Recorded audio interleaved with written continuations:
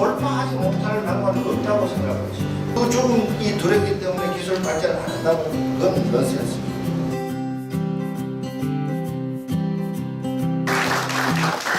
반갑습니다. 여러분 개인의 문제도 회사의 문제도 국가의 운명도 굉장히 어려운 상황에 봉착을 했습니다. 미국 사람들은 보틀넥이라고 하죠. 과연 돌파구를 어디에서 찾아야 될 것인가. 여러분, 손 마사요시라는 위대한 인물을 들어본 적이 계십니까? 지금 한가운데 있는 저분이 소프트뱅크 그룹의 회장인 손 마사요시입니다. 1957년생이고 자기 할아버지는 일제시대 때 징용으로 일본에 끌려가서 노동자 생활을 했고 아버지는 돼지를 치다가 돈을 조금 벌어서 빠찡코업을 하고 그 빠찡코업을 바탕으로 번 돈으로 아들을 공부시켜서 세계적인 위대한 인물로 키웠습니다. 오늘은 손 마사요시라는 61세밖에 안 된 저 인물이 어떤 생각을 가지고 어떻게 오늘의 어치브먼트를 달성했느냐가 오늘의 이야기의 주제입니다. 손 마사요시는 1차 산업혁명과 2차 산업혁명의 시대를 따라가서는 결코 생존할 수 없다고 생각하는 장본인입니다. 그래서 이 사람은 과연 지난 60년 동안 어떻게 생각하고 어떻게 활동을 했으며 누구로부터 그 영감을 받았을까? 오다 노부나가가 마사요시에게 영감을 준 것은 기술이었습니다. 기술, 그리고 기술입니다. 왜냐하면 오다 노부나가가 1575년도 나가시노 전투라는 일본 역사에서 굉장히 유명한 진주만 공격에 버금가는 위대한 혁명적인 전투가 있었습니다. 그 전까지 일본의 전투 방식은 이랬습니다. 큰 흑마를 타고 멋진 갑옷을 입고 긴 창을 들고 검을 차고 이 네 개의 무구를 가지고 싸웁니다. 집단 전투와 1대1 전투가 있었습니다. 일본의 경우에는 중국과 달리 1대1 장군 대 장군 붙는 전투가 아니고 집단 전투가 많았어요. 전투에 획기적인 변화가 생겼습니다. 큰 말도 없고 긴 창도 없고 번쩍거리는 칼도 없고 빛나는 갑옷도 없는 전투 양식이 도입된 거죠. 1575년 우리가 탱크 대 핵무기하고 붙는 것과 같은 획기적인 전술 변화가 일어났습니다. 그 시도를 처음 한 장군인이 노부나가의 부하가 히데요시였고 히데요시의 부하가 이에야스였지만 일본인들이 가장 숭배하는 인물이 노부나가입니다. 노부나가는 이 세상에 49년밖에 살지 못했습니다. 그러나 일본 역사에서 가장 위대한 업적을 남긴 사람 중에 한 사람입니다. 지금 일본 텔레비 주제 중에 넘버1이 사카모토 료마라는 31년밖에 살지 않는 저 젊은이고 넘버2가 오다 노부나가라는 부장입니다. 왜 그렇게 되었을까요? 1575년도에 일본에서 일어난 전투 양식이 1592년 20년도 안 돼서 조선 반도에 일어났어요. 임진왜란이죠. 임진왜란 때 조선군은 동네 산성에서 활과 돌로 싸웠는데 저 사람들이 가지고 있는 신무기가 있었습니다. 총이었습니다. 총. 1500년 동안 일본에서 보지 못했던 신무기가 도입된 겁니다. 총입니다. 그 당시 일본 최고의 군대가 다케다 신겐이라는 흑의군이었습니다. 검은 전투복을 입고 검은 말을 타고 3만 명의 기마부대가 있었습니다. 과거에 기마부대가 맨 처음에 출현했을 때 그리스 사람들은 신이 강림한 걸로 생각을 했습니다. 말을 타고 달려오는 그 동방 사람들 보고. 그래서 켄타라우스라고 보면은 위에는 사람이 타고 있고 밑에는 말이 있죠. 사람들의 말은 전투가 안 되는 겁니다. 이거는 보병대 탱크 전투하고 똑같습니다. 여러분 학교 다니실 때 6.25 전쟁이 발생했는데 북한군은 소련제 T-32 탱크를 몰고 오는데 우리의 위대한 용사들은 소주병에 휘발유를 넣어가지고 육박전을 했다. 이렇게 저는 배웠습니다. 이 게임이 되겠습니까? 정신력으로는 전투에 승리할 수가 없습니다. 정신력보다는 기술이나 기계나 장비가 훨씬 중요하다고 여러분은 확신해야 됩니다. 정신력은 정신력에 불과할 따름입니다. 그런 위대한 총을 노부나가가 처음으로 사용했기 때문에 가장 존경받는 일본의 무장입니다. 그래서 마사요시는 노부나가를 생각할 때마다 자기가 꿈꾸는 것은 새로운 총이었습니다. 영어로는 플랫폼이라고 해요. 플랫폼이라는 것은 우리가 대구나 부산이나 목포나 광주에 가려면 서울역을 거쳐가야 되고 서울역에 내려야 다시 강남이나 강북이나 집으로 돌아올 수 있는 그 핵심 관건이라 그러죠. 키워드라 그러죠. 그 플랫폼을 장악하는 데 평생을 바친 게 마사요시입니다. 우리나라는 지금 브로드밴드가 SK, KT, LG가 갖고 있죠. 3개 회사가 갖고 있습니다. 그 누구도 범접할 수 있는 과점 체제를 구축하고 있죠. 제4이동통신을 그렇게 설립해야 된다고 주장해도 귀에 들리지 않습니다. 마사요시가 도전한 게 일본의 그 브로드밴드 회사들에 대한 도전입니다. 조그마한 회사가 KT하고 SKT한테 덤볐던 거죠. 왜? 비용이 너무 비싸다. 그리고 전달 속도가 너무 느리다. 그래서 자기는 새로운 기술을 개발해서 비용은 반으로 전달 속도는 2배의 기술을 개발한 거죠. 정부에 브로드밴드 통신허가 신청했는데 정부에서는 안 된다고 했습니다. 길거리로 나왔습니다. 여러분이 내는 요금보다 절반, 여러분이 서비스 받는 것보다 2배 빠르게 사겠습니까? 안 사겠습니까?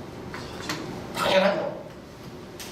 기술은 원가나 코스트를 다운해야 기술입니다. 만약에 기술이 비용을 줄이지 못하면 그건 기술이 아닙니다.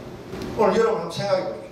옛날에는 강의를 받으려고 하면 일단 종이를 준비해, 연필을 준비해, 그리고 어려운 용어를 찾으려면 사전을 갖고 와요. 녹음을 하고 싶으면 녹음기를 갖고 와요. 강사하고 사진을 찍고 싶으면 카메라를 들고 와요. 한 보따리 들고 와요. 한 보따리. 근데 지금 여러분들 손에 쥐고 있는 게 뭡니까? 이 안에는 종이도 있고 붓도 있고 사전도 있고 녹음기도 있고 카메라도 있지 않습니까? 필름도 필요 없고 카세트도 필요 없고 이게 기술입니다. 여러분들이 생각할 때 기술 발전이 뭐라고 생각하시는지 모르지만 가장 대표적인 기술 발전의 하나가 이거 여기는 모든 게 다 들어있습니다. 이 기술 발전 때문에 아이와도 죽고 워크맨도 죽고 코닥도 죽고 후지도 죽었어요. 기술 발전은 죽음을 항상 동반합니다. 그 죽음이 두렵기 때문에 기술 발전을 안 한다고 그건 넌센스죠. 마사요시가 평생 꿈꾸는 게 프로테스트. 기존 체제가 잘못됐다. 기존 체제가 불합리하다. 기존 체제가 불법이다 하면 프로테스트를 해야 됩니다. 그래서 서양 문명을 이끈 것도 기독교에서 한창 잘 나갈 때는 면죄부를 팔아서 종이를 딱 주고 이걸 100달러에 사면 지옥에 안 가고 천국에 갑니다. 이게 합리적입니까? 이게 종교적입니까? 말도 안 되는 소리를 하는데도 수많은 침묵을 지켰지만은 드디어 위대한 선각자가 태어났습니다. 독일에서. 로마 교황의 비행에 대해서 95개조로 반박을 했습니다. 종교혁명입니다. 그래서 그 사람들을 프로테스탄트라고 해요. 저항자라고. 여러분이 만약에 우리의 사회 시스템이 잘못됐다, 불합리하다, 이거는 논리적이지 못했다면 당연히 프로테스탄트가 돼야 됩니다. 여러분이 침묵하는 국민이 있다면 나라를 망해버리는 거죠. 잘못됐다고 이야기를 해야 되는 겁니다. 프로테스탄트 정신이 없다면 세상 절대로 발전합니다. 알고도 프로테스트를 안 하고 몰라서 프로테스트를 못한다면 비극이죠. 회사가 침몰하고 있는데도 아무도 그걸 프로테스트를 안 한다면 그 회사의 미래는 어둡다고 보고 있습니다. 당연히 말이에요. 그래서 이 사건도 요만은 결실됐습니다. 지금 도쿄 말에는 미국이나 영국이나 스페인이나 포르투갈의 외국 배들이 와서 일본에게 개항을 강요하는데 이걸 갖다 그냥 둘 수 없다. 우리의 메이지 유신을 통해서 도쿠가와마쿠를 무너뜨리고 일본의 국민의 생명과 재산을 보호해야 되겠다. 그래서 저 젊은 나이에 혁명을 도모한 겁니다. 마사요시는 늘 그렇게 생각했습니다. 오늘의 마사요시가 탄생하게 된 가장 큰 요인을 마사요시에게 물었습니다. 당신은 어떻게 오늘이 될 수 있었습니까? 마사요시는 이렇게 말했습니다. 우리 아버지 덕택입니다. 당신의 아버지가 당신에게 해준 게 뭐요? 어릴 때부터 마사요시가 공부를 잘하든 못하든 미스컨덕트를 좀 잘못된 일을 하더라도 아버지는 늘 귀에 대고 이렇게 속삭여요. 마사요시, 너는 천재야. 너는 네가 원하는 꿈을 모두 할 수 있는 위대한 인물이니까 네가 하고 싶은 대로 최선을 다해. 일평생을 그렇게 이야기합니다. 여러분은 여러분의 자녀들에게 뭐라고 이야기합니까? 옆집에는 55점 받는데 너는 성적 꼬라지가 이게 뭐고? 이래 이야기하시면 안 됩니다. 왜? 모든 사람은 다 다릅니다. 이 다름을 인정해야 커넥션이 가능합니다. 여러분은 저 사람하고 내하고 다르다는 것을 100% 인정하십니까? 자식도 다 다릅니다. 우리 사회의 가장 큰 어려움은 다름을 인정 안 하는 것입니다. 여기에 마사요시와 친구들을 보시면 나이도 다 다릅니다. 31살부터 80살까지 친구예요. 여러분은 30대에 친구가 있습니까? 여러분은 30대로부터 새로운 아이디어를 얻습니까? 굉장히 중요해요. 아무리 어려움에 처했더라도 절대로 실망하지 않았습니다. 왜? 아버지가 나보고 너는 뭐든지 할 수 있다 했기 때문에 이 정도 역경은 당연히 이겨낼 수 있다고 생각한 것이죠. 똑같은 인물이 있습니다. 줄리아스 시저라고 인류 문명의 가장 위대한 문화를 창조했고 유럽 문명의 모태라는 로마 문명의 가장 위대한 인물이 줄리아스 시저입니다. 이분도 손정희와 똑같은 마인드와 캐릭터를 가졌습니다. 아무리 어려운 역경에 처하더라도 결코 좌절하거나 실망하지 않는다. 여러분에게 닥치는 어려움은 옆 사람에게도 닥치고 그 다음 사람에게도 닥치고 우리 할아버지도 겪었고 내 아들도 겪어갈 삶에 있어서 불가피한 상황입니다. 여러분이 어려움을 겪더라도 결코 좌절하지 마십시오. 줄리아스 시저에게 어떤 사람이 물었습니다. 당신이 전쟁에 피하고도 조금도 실망하지 않고 새로운 전투를 준비할 수 있었던 요인이 뭐요? 어머니의 사랑입니다. 어머니의 사랑을 받고 아내로부터 존경을 받고 남편으로부터 애정을 받는 사람은 결코 좌절하지 않습니다. 좌절할 필요가 없는 거죠. 내일은 새로운 태양입니다. 돌파하지 못할 난관은 없다고 생각하십시오. 그게 마사요시가 10번 투자를 해서 8번 실패하고 2번밖에 성공 못했다 하더라도 오늘의 마사요시가 되고 새로운 투자처를 계속해서 찾게 되는 원동력입니다. 여러분들께서도 이 마사요시의 정신을 가끔은 생각을 해주시기를 부탁을 드립니다. 저는 오늘 여러분에게 지식을 전수하러 온 게 아닙니다. 여러분에게 영감을 불러일으키기 위해서 왔습니다. 어떤 어려움이 있더라도 결코 좌절하지 마십시오. 지금 현재 전 세계에서 가장 중요한 플랫폼이 뭐라고 생각하느냐 했을 때 놀랍게도 200년 전에 가장 중요한 팩터였던 일렉트릭, 전기라고 생각합니다. 마사요시. 전기. 왜냐하면은 여러분이 생각하는 이제 우리가 말하는 IoT를 사물 인터넷이라고 이렇게 번역이 되잖아요. 어떤 학자들은 그 번역이 잘못됐다고 이야기합니다. 그게 무슨 사물 인터넷이냐? 거기서 사물이라는 것은 네 가지 물이 아니고 사물, 사람, 사물 인터넷이다. 인터넷 오브 싱이라는데 만물 인터넷이라고 해야 된다고 주장하는 사람이 있습니다. 모든 게 인터넷으로 연결을 하는데 인터넷을 연결하는데 가장 중요한 요인이 전기라는 거죠. 그래서 마사요시는 2016년 3월달에 엄청난 도박을 감행했습니다. ARM이라고 영국의 유명한 옥스퍼드와 맞먹는 캠브리지 공대 출신 8명이 만든 초절전 전자 회로 칩 설계 회사 33조 6천억 주고 샀습니다. 수많은 사람들이 뒤집어졌습니다. 아니 절전 회로 설계 회사 회사를 그래 33조 주고 사더니 말이 됩니까? 물었을 때 이렇게 말했어요. 여러분, 앞으로 만물 인터넷이 되는 시대에 그럼 그 만물 인터넷을 가동하는 동력이 뭘까요? 전기죠. 그러면 내가 A라는 물건을 쓰는데 A 제품은 전기가 10원인데 이 제품은 5원이 들라 하면 어느 걸 쓰겠습니까? 당연히 5원짜리 쓰죠. 그래서 앞으로 20년 안에 최소한도 200조에 매년 200조는 팔린다고 생각을 하고 투자를 가능합니다. 오늘 제가 강의하는 주제는 아주 단순합니다. 새로운 생각을 없는 걸 생각합니다. 기존의 것을 반복한다면 그건 여러분의 역할이 아니라. 그래서 오늘 마사요시가 쭉 살아온 가장 큰 요인 중에 하나가 새로운 꿈이었습니다. 그래놓고 준비를 하는 게 두 가지입니다. 하나는 로봇입니다. 두 번째는 전기 공급 체계입니다. 마사요시가 꿈꾸는 전기 공급 체계는 우리의 원자력을 하느냐 마느냐 태양력을 하느냐 마느냐 이런 개념이 아니고 몽고에 보는 풍력을 이용해서 엄청나게 큰 풍력 발전소를 만들고 그걸 아시아 전역의 스마트 그리드로 지금 전기 가격보다 훨씬 싸게 공급하겠다는 꿈을 갖고 있다. 마사요시의 주장은 아주 간단합니다. 송전하는 데 드는 비용을 지금보다 훨씬 낮출 기술을 만들겠다. 지금의 송전 비용은 너무 비싸게 친다. 우리나라 통신료가 여러분들 가게에 차지하는 비중이 너무 높지 않습니까? 아버지도 쓰고 엄마도 쓰고 아이도 쓰고 그걸 8만 원씩 주면은 3명 꼬마 24만 원인데 그걸 12만 원으로 할 수 있는 기술을 개발한다면 여러분이 압도적인 회사가 될 수 있습니다. 일본의 고령화가 되니까 이 나이 드신 분들을 케어할 사람이 없는 거예요. 그래서 일본 정부가 막 화급해가지고 동남아인 5만 명을 일본 국적을 줄 테니까 너희들은 노인 케어하는 걸 조건으로 일본에 온나 이렇게 했습니다. 그게 지속 가능할까요? 불가능합니다.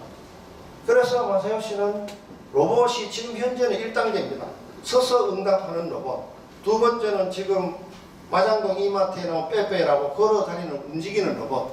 마사요시가 꿈꾸는 세 번째 로봇은 말도 하고 움직이기도 하고 심지어 상냥하기까지 한 여러분들이 일하고 집에 돌아오시면 주인님 오늘 하루 동안 얼마나 고생이 많으셨어요? 피곤하시죠? 따뜻한 물 준비해놨습니다. 이 정도의 로봇을 만드는 게 마사요시.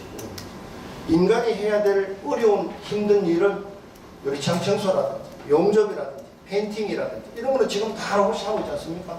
그 단계보다 한 단계 앞서간 거의 사람과 비슷한 그런 로봇을 만드는데 전력을 투구를 하고 로봇도 전기가 필요합니다. 이게 플랫폼이라고 마사요시는 생각을 하고 어떤 다른 회사보다도 반 정도의 가격으로 제공할 수 있는 이게 노부나가가 꿈꾸던 새로운 기술이라는 거죠. 여러분들도 만약에 경쟁사하고 어떤 점들이 경쟁하는지 모르겠습니다만 그 경쟁의 코스트를 낮출 수만 있다면 여러분은 무조건 이기는 거죠. 아니면 코스트는 고정이 되어 있다면 퀄리티를 높이면 돼요. 여러분들이 지금 해외에 설계를 가든 감리를 가든 시공을 가든 엔지니어링을 가든 여러 가지 어려움이 있습니까? 그 어려움은 저보다 여러분이 훨씬 더 잘합니다. 무엇이 문제인지. 그 문제를 덮어놓고 해결책을 구하려고 하면은 그거는 해결책을 구할 수 없는 겁니다. 근본적인 문제를 우리 스스로 생각해야 돼요. 전체가 아니더라도 일부에서는 그 얼터너티브를 찾아야 됩니다. 그렇지 않고 아까 말씀드린 대로 일본의 경우에는 1854년도에 흑선펠이라는 미 태평양 사령관이 시커먼 배를 끌고 함포를 장착해서 일본 사람들을 협박한 겁니다. 오픈 더 게이트, 문을 열어라. 그리고 우리와 교역을 하자. 이렇게 했을 때 일본 사람들은 문을 열고 그 사람들로부터 기술을 배웠습니다. 불과 20년도 안 돼가지고 똑같은 짓을 우리에게 행한 겁니다. 1876년도 강화도에 운양호라는 미국 배보다는 좀 적지만 거의 똑같은 배를 몰고 들어온 거죠. 그때 우리는 어떻게 대응했습니까? 척사비를 세웠습니다. 외국 문물을 배척하고 우리의 것을 지킨다고 단호한 쇄국 정책을 강구를 했죠. 결국 1910년도에 나라를 잃어버렸습니다. 여러분, 성을 쌓는 자는 망하고 문을 여는 자는 흥한다는 역사의 교훈을 반드시 기억하십시오. 여러분이 우물 안에 들어가서 하늘을 쳐다본들 그 하늘의 넓이가 얼마나 되겠습니까? 문을 열고 문제점을 밝히고 새로운 문물을 도입할 열린 마음을 가져야 됩니다. 그래서 중국인들은 그 빛나는 문명을 성을 쌓는데 주력을 하고 바다로 나가는 걸 포기를 해버렸습니다. 그 고통이 아직도 지속되고 있습니다. 우리는 성을 쌓을 게 아니고 문을 열고 바다로 나가야 합니다.